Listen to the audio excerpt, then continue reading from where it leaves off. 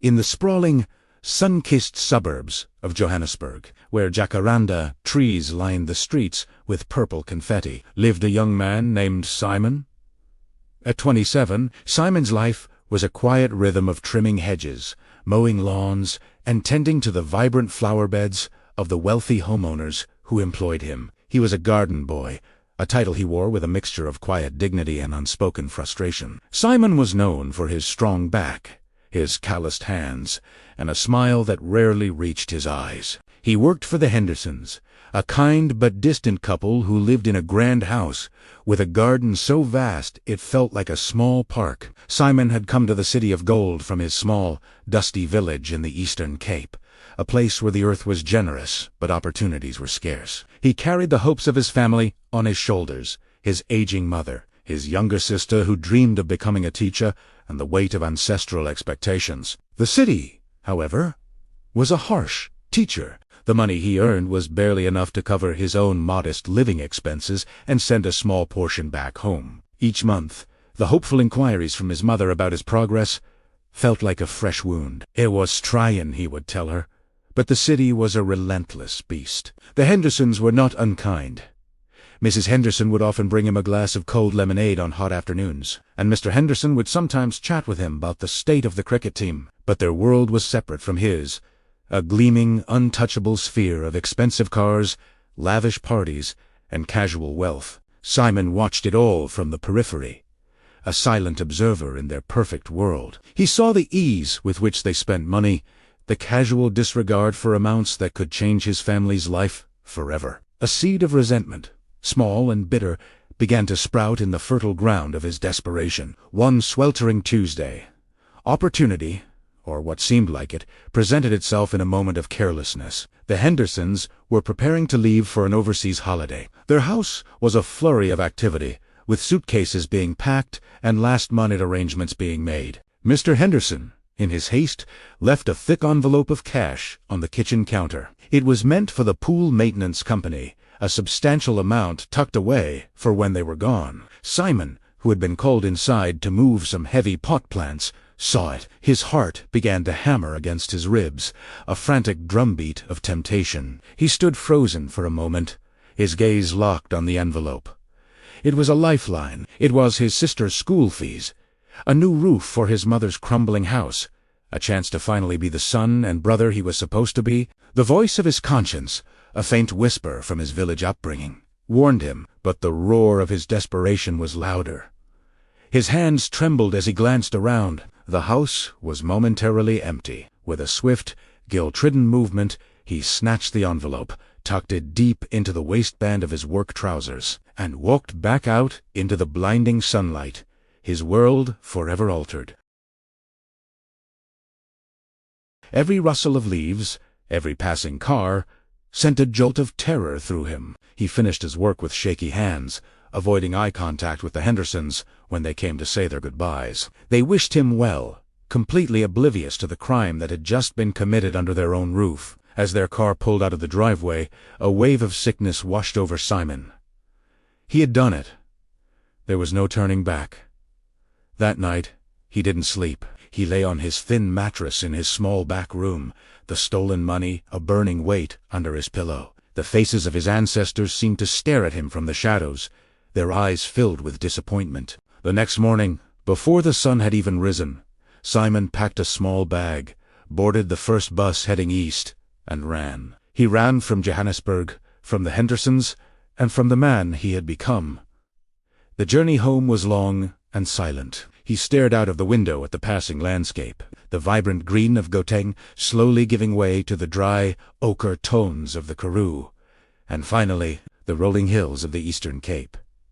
He was going home a rich man, but his soul felt utterly bankrupt. His arrival in the village was met with celebration. When Simon produced the thick wads of cash, his mother wept with joy and relief. His sister hugged him, her eyes shining with the promise of a future he had just secured for her. The villagers gathered, patting him on the back, calling him a successful man, a son who had made good in the big city. Simon played the part, forcing a smile and telling embellished stories of his hard work and clever investments. He paid for a new roof, bought new clothes for his family, and became a local hero overnight. but the hero's crown was made of thorns. At night, when the celebrations died down and the village fell silent, Simon's guilt would return, a relentless predator. He couldn't sleep.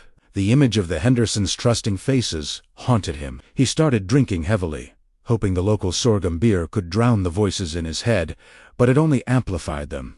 He became irritable and withdrawn. The joy he had hoped to feel, the peace he thought money would buy, was nowhere to be found. Instead, he was trapped in a prison of his own making, the bars forged from his lies and the lock from his shame. His mother, a wise woman who had seen many seasons of life, noticed the change. The light in her son's eyes had gone out, replaced by a haunted, furtive shadow. One evening, as they sat by the fire, she spoke to him, her voice gentle but firm. "My son," she said, "the city has given you money, but it has stolen your spirit. This is not the happiness I wished for you."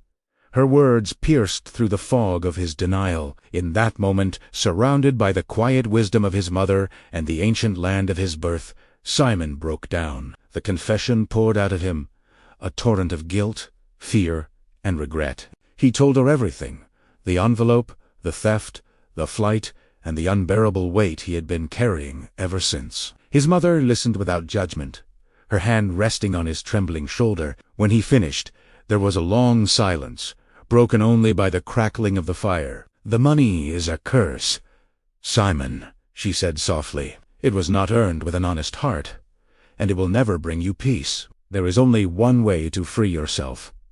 Simon knew she was right. The path forward was terrifying, but it was the only path that led back to himself. The next day he gathered what was left of the money. He explained the situation to his sister, who looked at him not with disappointment, but with a deep, understanding sadness. He sold some of the new things he had bought, scraping together as much of the original amount as he could. Then, with a heavy but resolute heart, he boarded a bus back to Johannesburg, back to face the consequences of his actions. The journey back was different. He wasn't running from something. He was walking toward it. He arrived at the Hendersons' gate, a changed man.